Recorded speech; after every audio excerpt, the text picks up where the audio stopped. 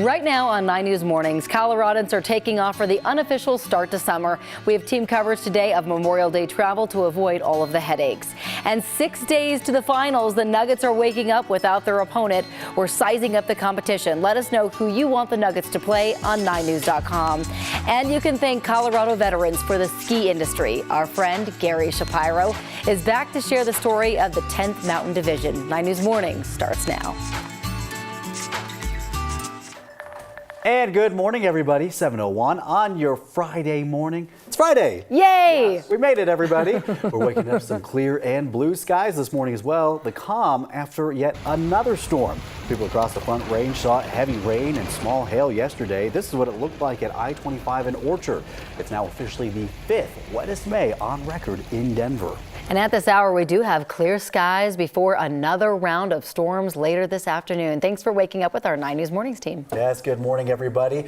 Looking pretty good, though, for Memorial Day weekend. It is going to be good. I think we see some heavier storms today, and then they get a little lesser as we get into the weekend, which is nice. Just your typical showers and thunderstorms. And as you know, we are just 0.03 of an inch away from 5 inches of rain in the month of May. Wow. Unreal. Which is 3¼ inches above normal for this time of the month. It's impressive, but also it's been really wet in May, so not surprising. Indeed, but we can always use the moisture. True. That's our excuse. You see, we have showers and thunderstorms that are leaving the state into Nebraska there. We have sunshine behind it. Already starting to see the clouds move in, and they'll produce those showers and thunderstorms, and some of those storms will reach those severe levels once again today. It's been a very active week. Today should be no different. So today, increasing clouds, storm developing, 78 degrees. Late day showers and thunderstorms could be severe. Tomorrow, partly cloudy, just scattered storms around, and 79 degrees. More of the same for your Sunday and the holiday Monday. Tuesday doesn't look any different. And then on Wednesday and Thursday, a little better chance for storms, more clouds, a bit cooler. Thanks, Ed. Let's take a look at Sky 9. This is over I-25 at Colfax, and things looking pretty smooth. You know what? For 7 a.m. on a weekday morning, we'll take this. Both directions running pretty smoothly right now, and Colfax also looking pretty okay as well. Now, this is I-270 at York, where we are seeing some buildups thanks to that. Looks like a stalled vehicle on the right lane at this point. Otherwise, 270, mostly volume-related issues, so it's going to be about a 9-minute ride to get from 25 down to 70 on 270 there. And then at the airport, of course, some extra buildup. This is due to all the extra volume out there, so give yourself extra time if you're heading out to DIA on this Friday morning. And by the way, I'm going to send things over to Brianna Fernandez. And Brianna, you're on the ground there. And I'll say this, I've noticed as we've gone through the morning that it seems like that the security wait times have kind of decreased in the morning. Is that what you're seeing out there as well? Yeah, that's exactly what we're seeing. And you just mentioned it. Getting to the airport was a little bit hectic, but here inside of Denver International Airport, it's not looking bad at all. The wait time is 17 to 20 minutes. And I'm currently near the south side of the airport here at the checkpoint. I just want you to take a look of what I'm seeing near TSA. You can see that people are moving, and that's exactly what we love to see, especially this weekend for Memorial Day weekend, because I spoke to experts who tell me it was going to be a hectic one. So Memorial Day weekend is traditionally kicking off the summer travel season. And according to DIA officials, from Thursday through Tuesday, over 400,000 passengers are expected to travel through TSA checkpoints. And they say the busiest will be today, and then again on Monday on Memorial Day. AAA experts also recommend traveling in the morning or evening. So right now it's a perfect time. The worst time, it's going to be later this afternoon. So they anticipate this will be the third busiest Memorial Day weekend in more than 2 decades. Denver International is one of the busiest in the country for every holiday. That's probably a rude awakening to folks who haven't been to the airport in 10 years, but that is very much the reality now. The city and state have spent a lot of money to make DIA what it is today. And I know a lot of people usually park their cars here at the airport, and when we came in, all of the lots were empty, so that is some good news if you're trying to park here. And again, you want to give yourself plenty of extra time.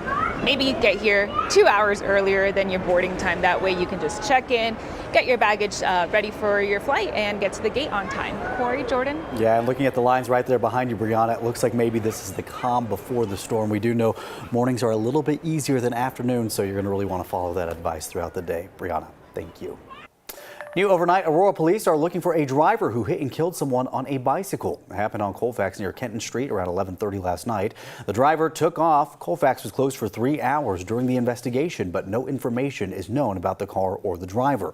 Anyone with any information or dash cam video is asked to call Crime Stoppers. Developing at this hour, Boulder police are investigating a shooting that left one man dead. This happened off Baseline Road near campus. 9 News reporter Courtney Yoon joins us live from there. And Courtney, this happened last night around 10 o'clock, and police are still there this morning. Yeah, good morning, Jordan and Corey. Yes, they're still here behind me at this point now. They've been here for several hours. And just so people know, here in Boulder, this area is closed off here at 18th and Baseline. We've seen a lot of people have to turn around in this area, but police are still in this vicinity investigating what happened. And what we know right now is that this all started as a domestic violence call last night around 10 p.m. A man told the victim that he was going to come to the home and he was known to carry a gun. So that's why officers responded so quickly. They were actually here waiting for him when the man arrived. Police say that there was a confrontation and the man pulled out a gun. 2 officers fired their guns and the suspect died at the scene. The Boulder County investigation team has been requested to investigate this incident, which means that these 2 officers that fired their weapons will be placed on paid administrative leave. That's all the information that we know right now, but we are expecting an update from Boulder Police later on today. All right, Courtney, thank you for breaking that down for us.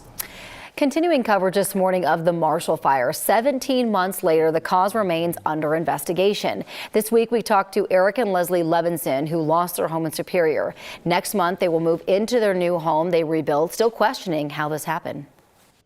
How do we prevent it and move forward back in our houses again and feel safe and comfortable? Every time that we hear from the sheriff, they're investigating something new and they'll let us know in 2 more months.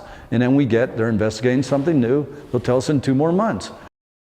So the Boulder Sheriff declined our interview and said an update would be coming soon. Among the potential causes being looked at are a fire burning on property owned by a religious group and an underground coal fire that's been smoldering for more than 150 years. There are some new Colorado laws to help Marshall Fire victims and future disaster victims. One requires insurance companies to disclose replacement costs.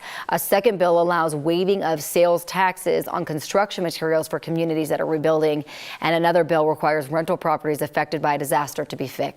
Denver is getting ready for a major renovation of the Wellington Webb Municipal Office Building. It's the first since it was built nearly 2 decades ago. It'll cost an estimated $133 million, with $30 million going to furniture, new carpeting, and paint. The building will be designed for hybrid work with some workstations and hoteling stations. Construction is expected to begin later this year and be done by the end of 2025.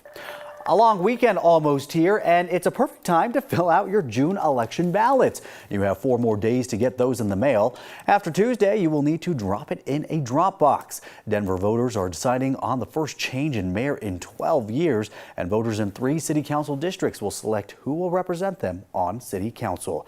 You can watch our 9 News debate between Kelly Brough and Mike Johnston from last week right now on our 9 News app.